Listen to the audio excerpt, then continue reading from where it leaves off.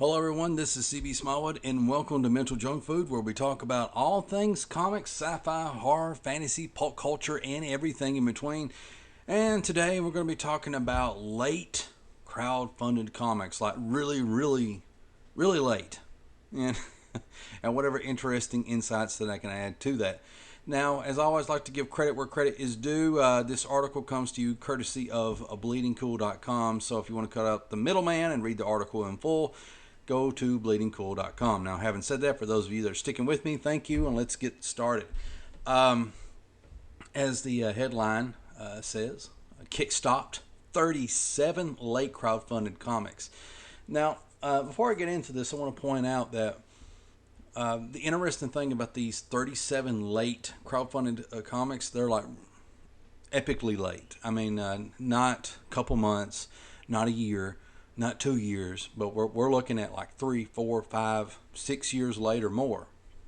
So these are some very late comics that I hate to say it, probably not going to come out. Now, this article is written by Rich Johnson. He gets a lot of flack for how he chooses to cover comic book news, and I'm not going to get into that because other people's done that, documented that quite well.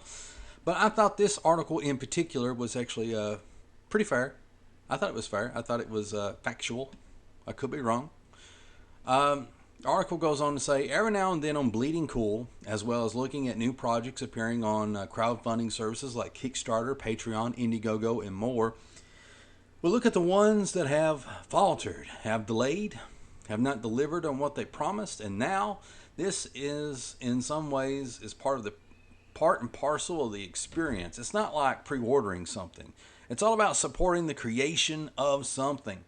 And sometimes creations can go airy. I know I'm not pronouncing that right. I'm ashamed of that. It's pretty bad.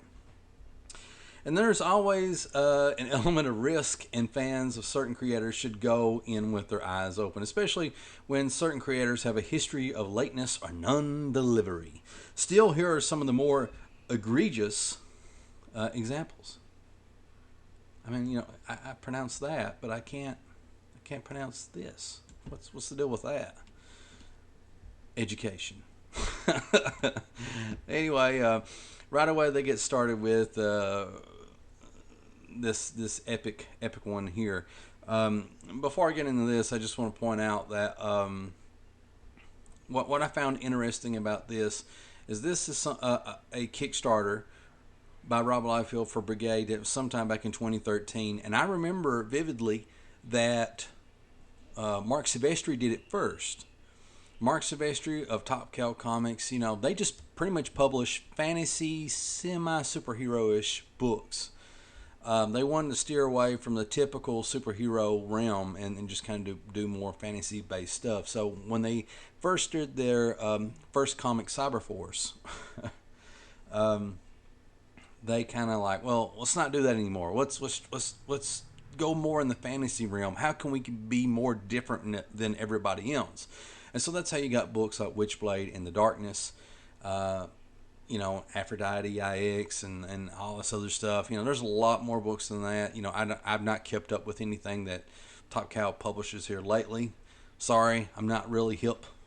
But having said that, anyway, Mark Silvestri, he wanted to relaunch Cyberforce because they had quit publishing it, and I don't know what his long-term plans was for Cyberforce, but basically what he ended up doing is he did a Kickstarter for it, and he would, after it was funded, he would release the first issue of Cyberforce for free in comic book stores. And this happened. I've not heard anybody complain about it, and it went well. Well, it seems like it wasn't a few weeks to a few months later, Rob Liefeld did the exact same thing with his book Brigade, except for with different results. He launched a Kickstarter for it, and I guess it went well. I have no idea. And he was supposed to release the first issue in stores, and well, it didn't quite work out. So let me read you this paragraph here. Starting from here.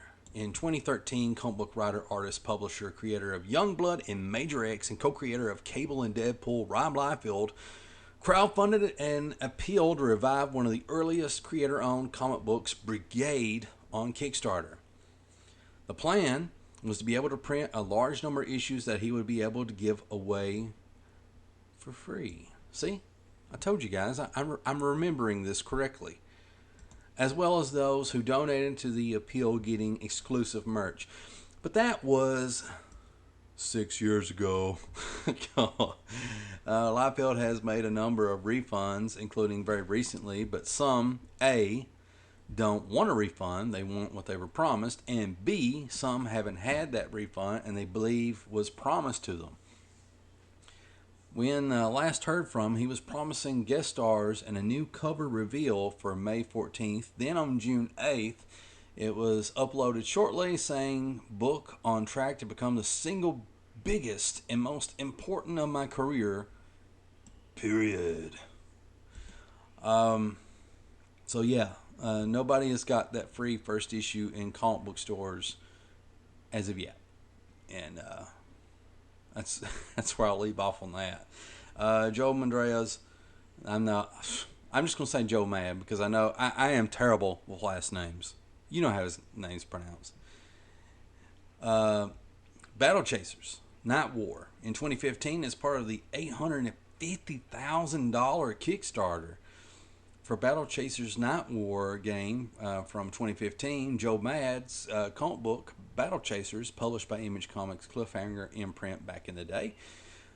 Mad promised that he would draw the unpublished Battle Chasers issues 10 through 12 for release in 2016. The game was delayed, and the comics even more so. He recently announced that he would no longer be drawing all of the pages. That's terrible. So I'm not going to read the rest of these, but 37 books. I mean, like we're looking 2015, 2013 late, 2011 very late, 2012, 2017, 2015, 2016, 2015. The list goes on and on. And I thought this was really interesting at what I'm getting ready to show you. This right here. Cyberfrog made the list. Now, to be fair, if you're going strictly by a late crowdfunded book, then this would qualify. But I really do believe people are going to get their comic, and I'll get into that here in a second. This snippet says, Cyberfrog, Blood Honey by Ethan Van Sciver was launched this time last year for publication at the end of last year. It didn't. Ethan citing the expanding size of the project for the delay. This time last month, he said it was going to print. And end quote on this. Now, here's my insight about this. Could be wrong, but I don't think I am. Basically, Ethan Van Sciver, he runs his Twitter, he runs his YouTube, and these two things are generating a lot of income for him. Also, obviously the Cyberfrog Indiegogo, and part of making people aware that he's doing Cyberfrog and stuff like that, he has to be on Twitter, on YouTube a lot. Now, I know I sound like I'm being an apologist here, or whatever you want to call it, or like a PR person for Ethan, but I'm really not. It takes a lot to get word out about a comic that a lot of people haven't heard of. I mean, Cyberfrog does have a little bit of a brand awareness because, it came out in the 90s originally and was launched under maybe 2 or 3 different independent comic book labels. But having said that, it's still not a widely known character. So you got to build brand awareness for that character. And one of the ways that you do that, one of the ways that Ethan has done that is through tweeting about it and also through YouTube. And YouTube has been the biggest thing. I remember when he first started out on his channel as comic book artist, let's see, what is it? Comic Artist Pro Secrets. There it is. Comic Artist Pro Secrets. He was very timid. in his approach doing his channel, and he just talks strictly about, you know, how to make comics and stuff. And he did get views on it and stuff, but it really, his channel wasn't really taking off. I mean, he's doing a lot better during that time than what I am doing now. and it, you know, he's like quadrupled the success that he was having back then till now too. You know. Anyway, the point is, he changed up gears. He started covering Star Wars news and some pop culture news. His channel started exploding. You know, he loosened up. You know, he unbuttoned his shirt there at the top. You know, and he just kind of Rodney Dangerfield it, and the rest is history. You know, and because of the growth and success of his YouTube channel, you now have a lot of people that are donating to his Indiegogo campaign that otherwise would not. So it's important for Ethan to keep his YouTube going and his Twitter going, because they are helping to funnel money into Cyberfrog. And to do that, you have to make videos that look really good. You have to put time and effort in your videos, otherwise people are not going to watch them. I know, because I got a lot of videos that people don't watch.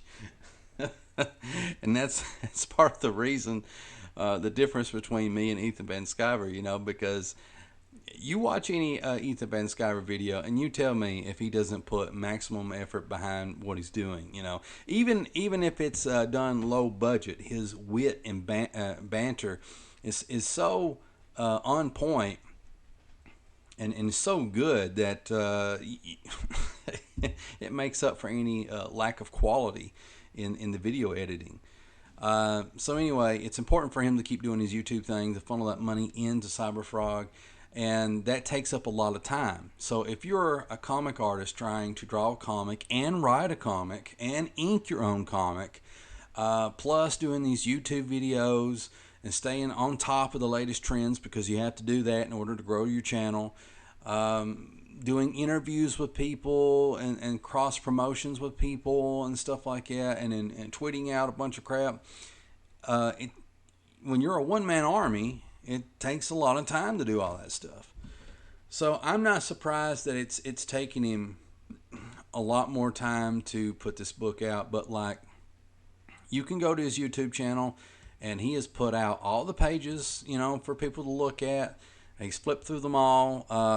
We see a lot of the updates on his YouTube channel and on his Twitter of Kyle Ritter, who's been coloring his book. We've even seen lettering examples, a free, what was it, a free 8 to 16 page preview of Cyberfrog. I'm not for sure, that, you know, lettered and everything, you know, as you would get it in the mail.